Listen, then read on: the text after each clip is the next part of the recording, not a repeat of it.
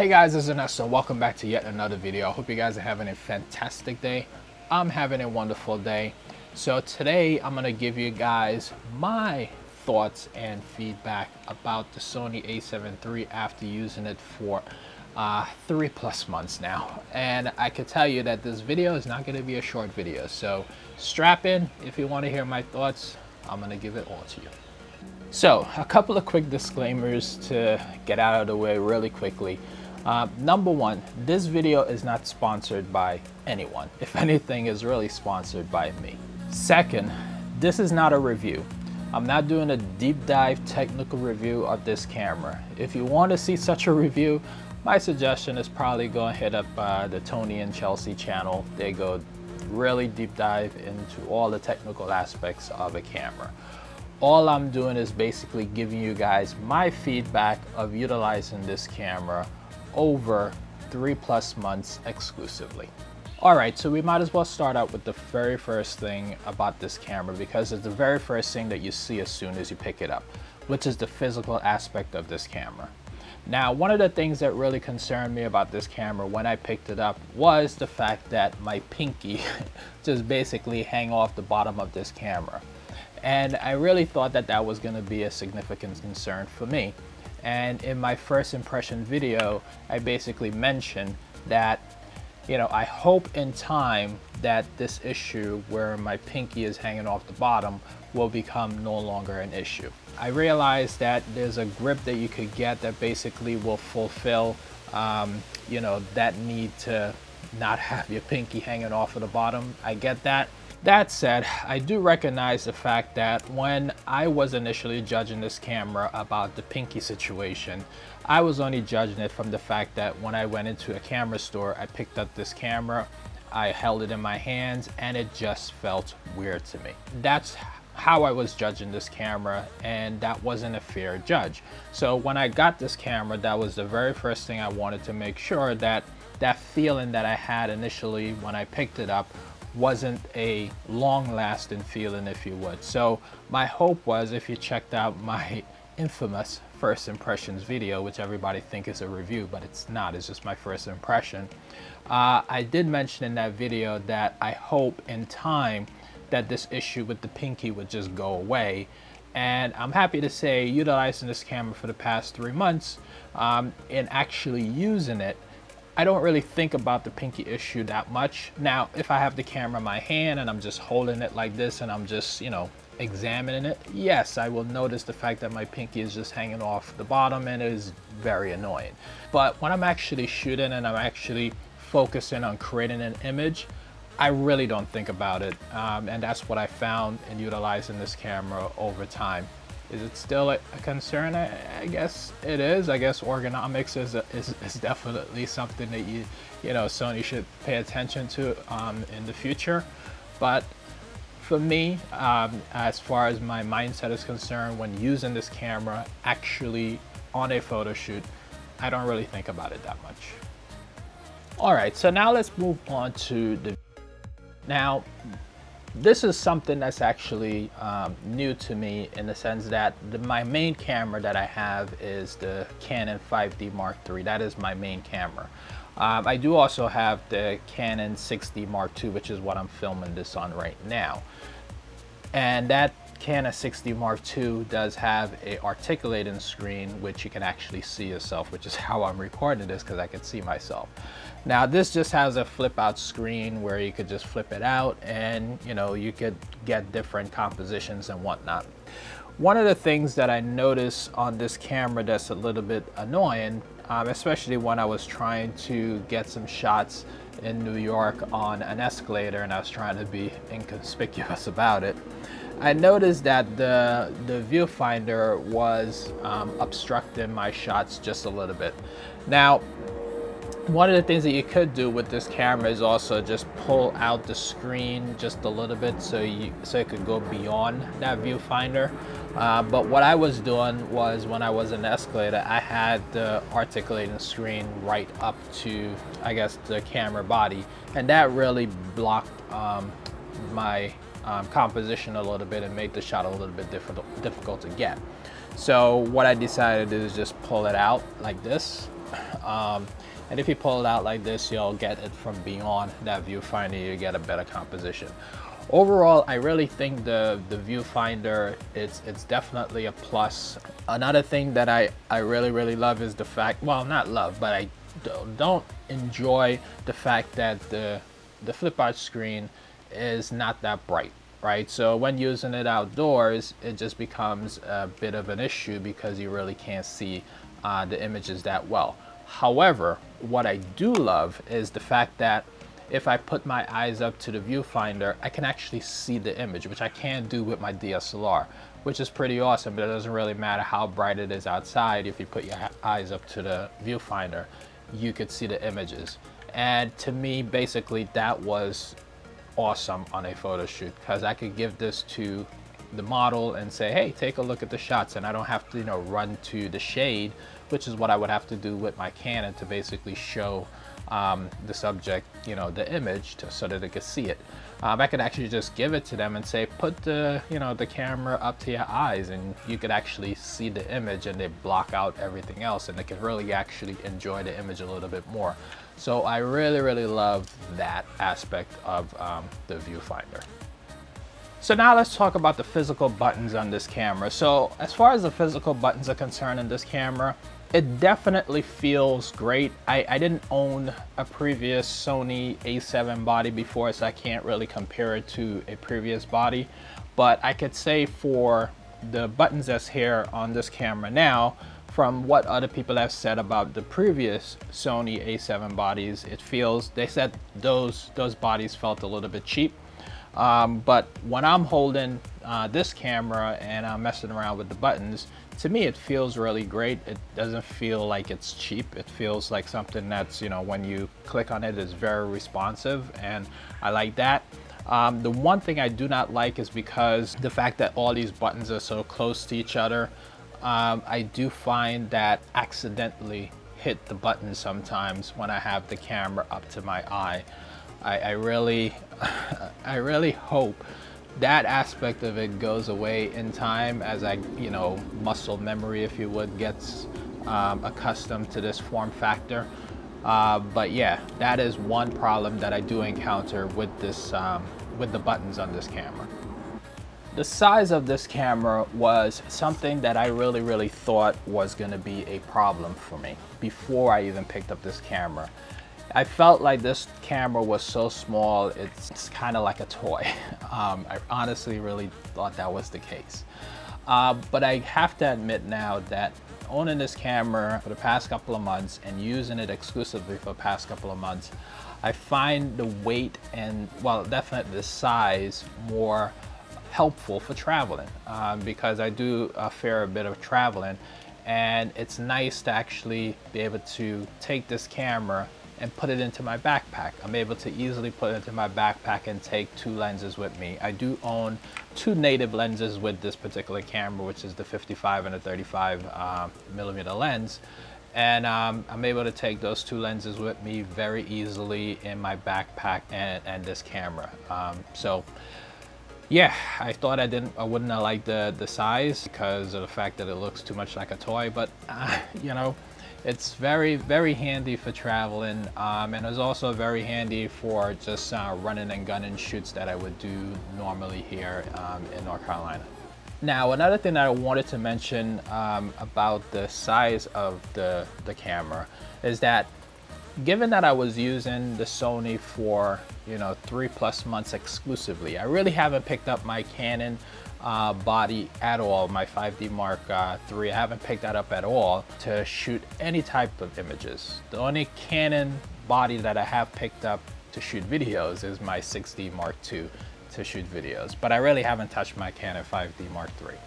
However, recently I did a photo shoot with my daughter, which I'll talk about in another video, but I picked it up, and surprisingly, what actually, you know, made me aware of the size difference and the weight difference really quickly is when I picked up my 5D Mark III, and, you know, not actually using it for about 3+ months. I kind of actually forgot, you know, not forgot, I guess I got used to it, right?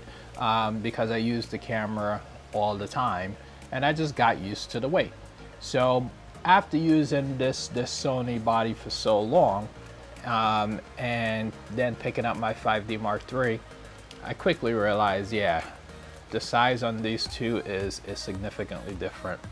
It really made me question, you know, whether I want to use this more or my 5D Mark III more.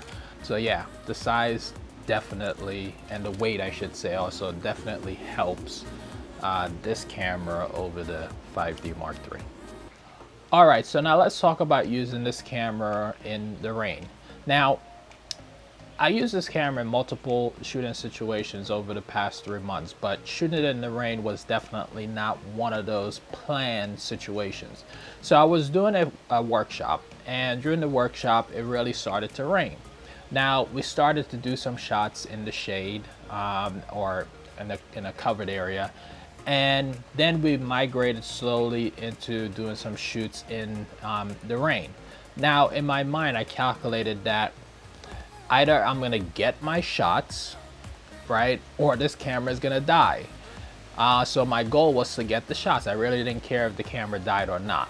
But obviously, I'm happy to report that the camera did survive the rain.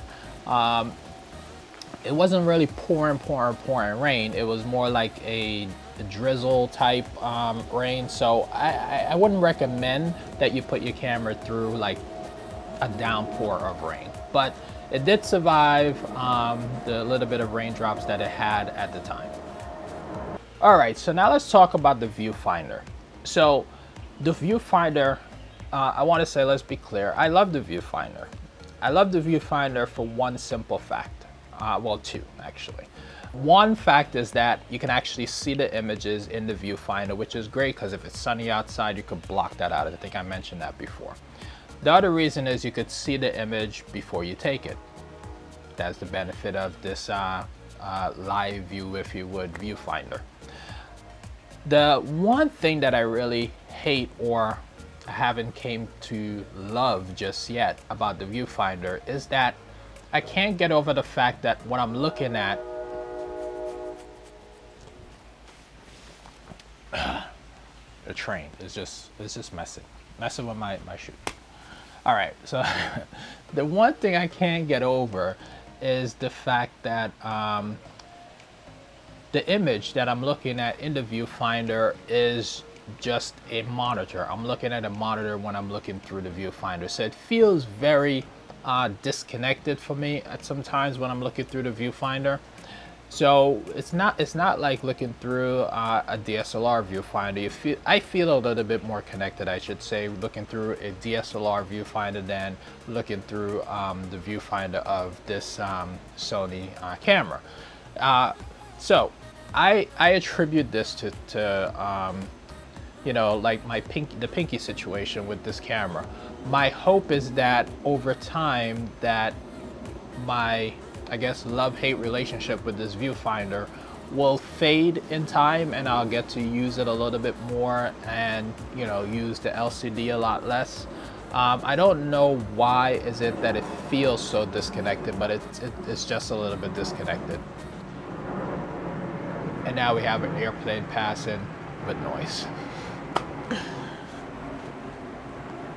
All right, so now let's go into the actual physical aspect of, well, not physical, but the software aspect of this camera, which is the menu system. Now, damn train again. Ah, man, okay. They're good? No, they're not good. Still blowing. The joys of shooting outside. Now, I'm not going to sugarcoat this. The menu system is atrocious. Bottom line, it's horrible. The fact that I've been using this camera for over 3+ months and I still can't get used to the menu system. You know, I kind of, you know, after using things for a little bit, you try to get used to, not try, but you sometimes you get used to those things, right? You get used to it and you kind of would be able to figure things out. But after using it for 3+ months, I still can't figure out how to use, find, I should say, not use, but how to find things in the Sony menu system. It's really, really hard. Now, on a photo shoot I did recently, I was trying to find the option to turn off the preview images. You know, like when you take a shot, you could see your images pop up behind the camera for like 2 or 3 seconds, which is handy sometimes because you could just chimp and you could look at the situation, look at the image and make sure that what you're trying to capture is exactly what you got, right? However, I was on this photo shoot and I was trying to get a model moving quickly towards the camera. We were using flash and I wanted to take that feature off because it was interrupting the flow. So looking through the camera for about 5 minutes or so in front of the model, trying to find this one little feature to turn that thing off. I couldn't find it for like 5+ minutes. James, my colleague, who was also assisting me on the shoot, he uses Sony and he's been using Sony for over a year or so, and he couldn't even find the option to turn it off within, you know, within a quick amount of time. Now, obviously, we did eventually find the option to turn that preview feature off, but it was buried. We couldn't find it very quickly. So one of the saving graces about the menu system is that Sony put in the option where you could create your own menu, which is a blessing because now I could basically take a large amount of time, figure out the options that I want, and add it to the menu system, my menu system, and then find the menu options that I don't use that frequently and then put them into the my menu. So when I'm looking for these things on a photo shoot, as opposed to going through that monster of a menu system, I could just go through the my menu and I could find the stuff that I need to find really, really quickly. All right, guys, so now let's talk about the focusing system on the Sony A7 III. So the focusing system on the A7 III for me is by far my most favorite feature on this camera. Now, I didn't realize it at the time when I was shooting this camera for the past 3 months that the focusing, and I should qualify that when I say focusing, I'm talking about still images, not necessarily video. So like I said, I didn't realize at the time that I really enjoyed it, because I wasn't really comparing it, or my recollections about my Canon experience wasn't really to the forefront when I was using this Sony camera. But I must say, like maybe 95–96% of all my shots when I took it on a photo shoot with the Sony camera was probably all in focus. If it was out of focus, it was probably my fault because I probably didn't catch the focus or something. But if you're in a good lighting situation with this camera, I would say, yeah, 96–97% of your shots will all be in focus unless, you know, you as the operator did something, you know, wrong with the camera. I can't really say that with respect to my Canon, right? Because when I took the shots with my daughter recently, I realized when I was looking at the images on my screen, I realized that some of the shots that I really, really enjoyed wasn't necessarily in focus. And it quickly reminded me of my experiences with the Canon camera on various photo shoots. I would have a lot of images that I would come back to this computer with that I really love, but I couldn't use because it wasn't in focus. Now, that could be either me or that could just be the camera. And I want to say for the most part it probably was the camera, given that with the Sony I'm basically having like a 96% hit rate with respect to the focus. So I would definitely give a big thumbs up with respect to focusing with still images on the Sony. Video wise, I didn't find it that great. My Canon 6D Mark II have better focusing on video than the Canon. I'm sorry, than the Sony. The Sony was hunting for focus. I found a lot with video, and yeah. So I don't use it for video that much. If anything, I will use this to utilize it for B-roll. But yeah, love the focusing system for still images on the Sony. All right, so now let's talk color. color is by far the most controversial thing with the Sony cameras, I think. Whenever people talk about color and Sony, they always say color on Sony is crap, or maybe use another colorful word to reference the color science on Sony. I'm not gonna get too deep into the whole color science on Sony. I did make a video, if you want to go check it out, comparing my Canon images, raw images, to the Sony raw images, and you guys could go check it out if you like. Again, the link is up there.